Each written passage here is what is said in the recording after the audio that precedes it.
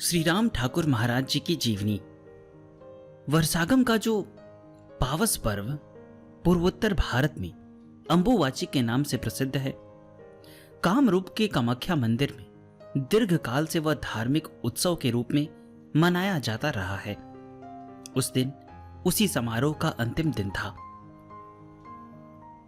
सहस्त्रों नर नारियों की भीड़ मंदिर के समारोह प्रांगण में एकत्र थी। संपूर्ण पर्वत तीर्थ नर नारियों के पुण्योत्सव कलरव से निनादित हो उठा था। उत्सव कलरव का यह पुण्यमय निनाद दूर से ही समुद्र गर्जन की तरह सुना जा सकता था। भारत के सुदूर प्रांतरों से जो मानव समुद्र उमड़कर कामाख्या देवी के मंदिर के आसपास पहरा कर रहा था, उसमें नाना जाति और नाना प्रदेश की सम्मिलित विचित्रता थी।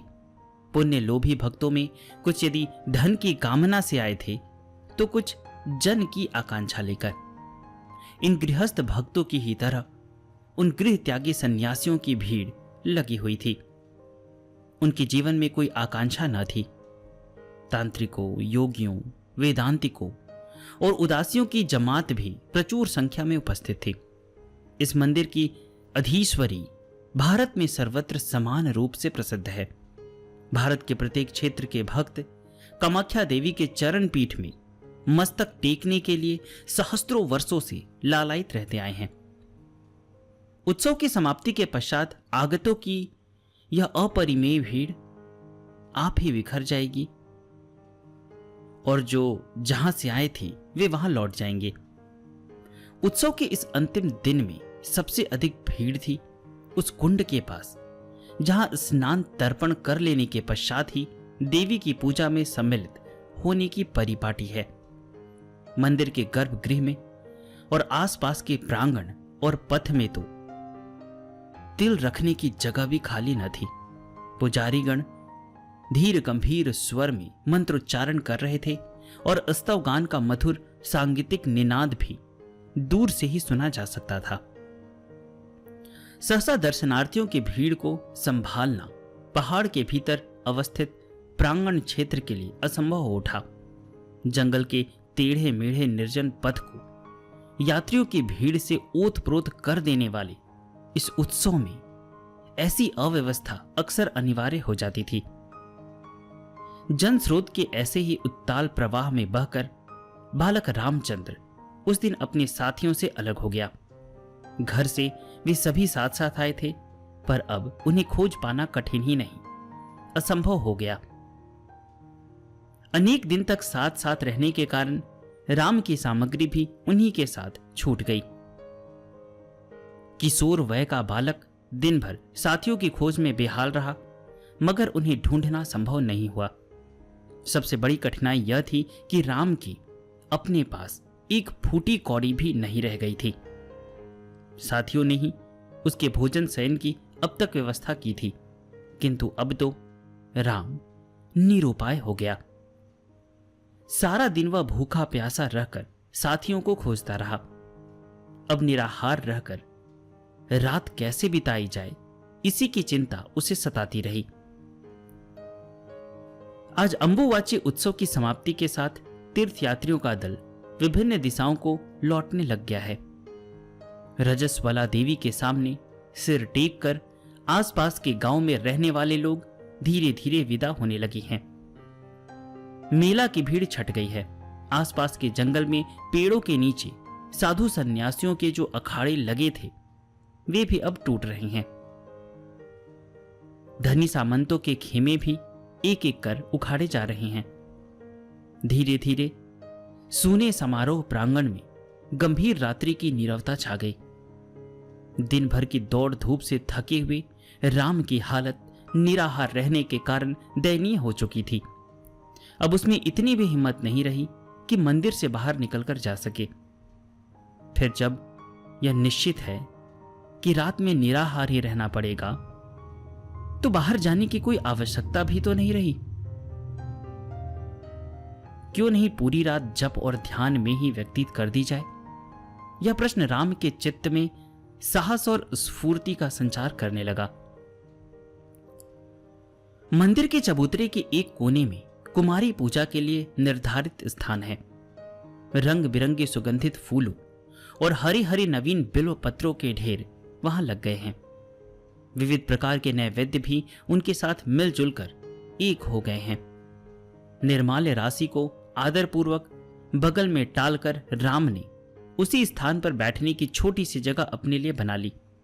वहीं कोने में बैठकर वह जप में निमग्न हो गया और धीरे धीरे प्रगाढ़ ध्यान में उसका अस्तित्व ज्ञान डूब गया। आधी रात इसी तरह व्यतीत हो गई। निशब्दता और अधियाली की सम्मिलित प्रगाढ़ता ने राम के ध्यान को और अधिक प्रगाढ़ कर दिया। अचानक उसे गंभीर कंठ में किसी ने पुकारा, राम। आवाज सुनने के साथ ही ध्यान टूट गया। मगर इतनी रात को राम को पुकारने वाला भला कौन हो सकता है? इस तरह नाम लेकर उसे पुकारने वाला कोई परिचित व्यक्ति इस अजनबी क्षेत्र में संभव भी तो नहीं है। नहीं, उसे भ्रम हुआ है। फिर भी थोड़ी देर के लिए उसके कान खड़े हो गए। उसे प्रतीत हुआ कि सुनी गई आवाज स्पष्ट थी। उसे कोरा भ्रम मानना संभव नहीं है। तब तक वही कंठ स्वर और अधिक स्पष्ट होकर फिर सुनाई पड़ा, वत्स राम, सुन तो रहे हो? अरे उठो, मेरे पास आ जाओ।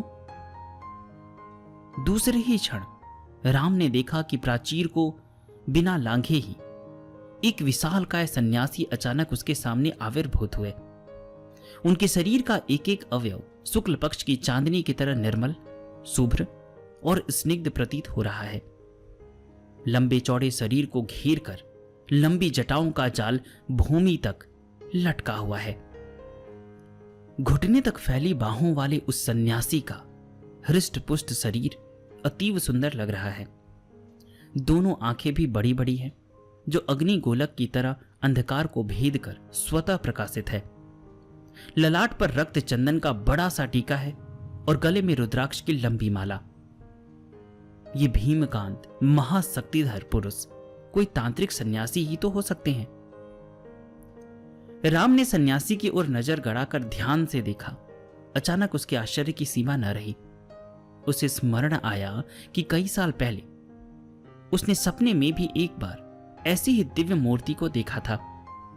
उसे यह भी स्मरण आया कि जिस मंत्र का वह मंदिर में आज जप कर रहा था, वह उन्हीं सन्यासी का दिया हुआ मंत्र है।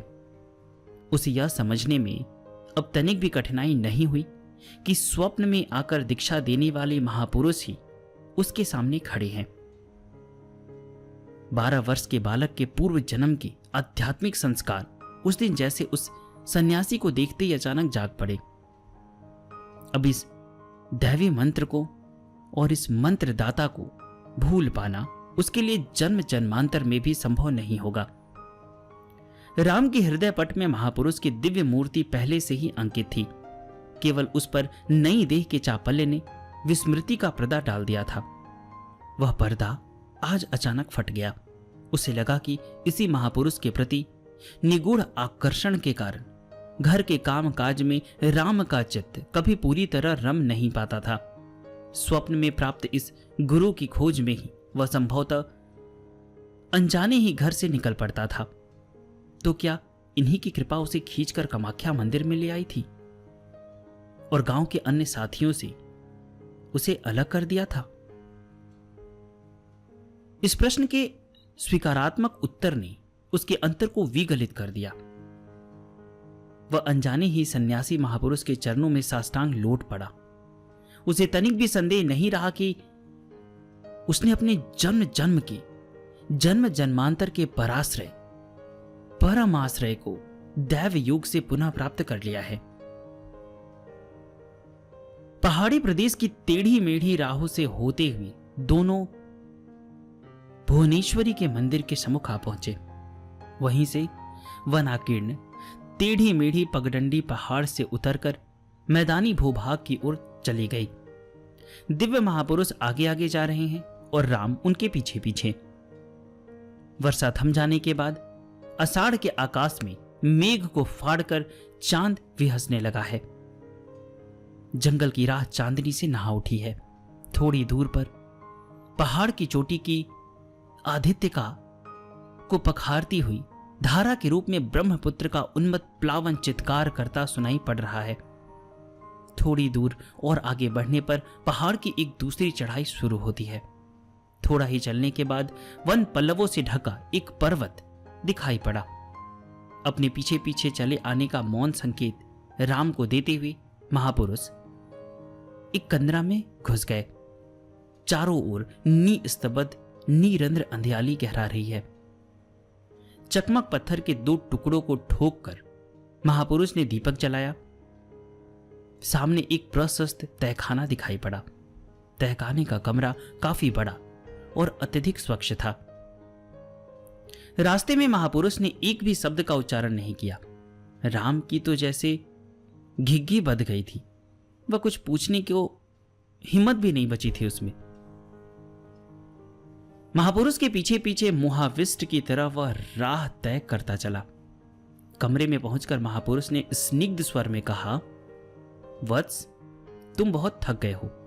भूख प्यास ने तुम्हें आतुर कर रखा है। थोड़ा विश्राम कर लेने के बाद कुछ आहार ग्रहण कर लो और तब चैन से बैठ जाओ।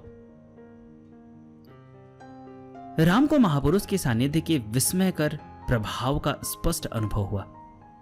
उसकी थकी देह में अब थकावट की कोई वेदना नहीं जान पड़ी।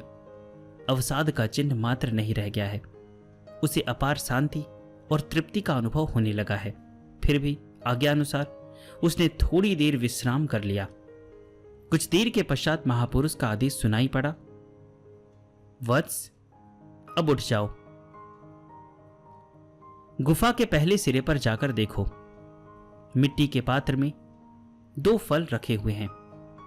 भोजन का काम आज तो उसी से चलाना होगा। दीपक के मध्यम प्रकाश में राम को गुफा का पूरा प्रसार साफ साफ दिखाई नहीं दे रहा था। इसमें संदेह नहीं कि उसे बड़ी भूख लगी है, किंतु रात भी तो करीब करीब बीत चुकी है। इसमें भोजन न किया जाए तब भी काम चल सकता है। ऐसा सोचकर वह चुपचाप गुफा के एक कोने में बैठ गया। फल खोज पाना उसके बूते संभव न हो सका। अचानक उसने एक विचित्र दृश्य देखा। महापुरुष का दाहिना हाथ सहसा ज्योतिर्मय हो उठा और उसकी लंबाई बढ़ने लगी। वह लंबा हाथ गुफा कक्ष के उस कोने तक पहुंच गया जहां मिट्टी के पात्र में 2 फल रखे थे। उन फलों को उठाकर उस लंबे हाथ ने राम के निकट रख दिया। राम ने इस अद्भुत दृश्य को देखा तो आश्चर्य के मारे वह बेहोश होने लगा, किंतु इसके साथ ही साथ उसके हृदय में एक नए उत्साह और साहस का प्रादुर्भाव हो गया। उसे लगा कि इस योग लीला के द्वारा महापुरुष ने उसे बता दिया है कि उनकी कृपा की बाह बड़ी लंबी है।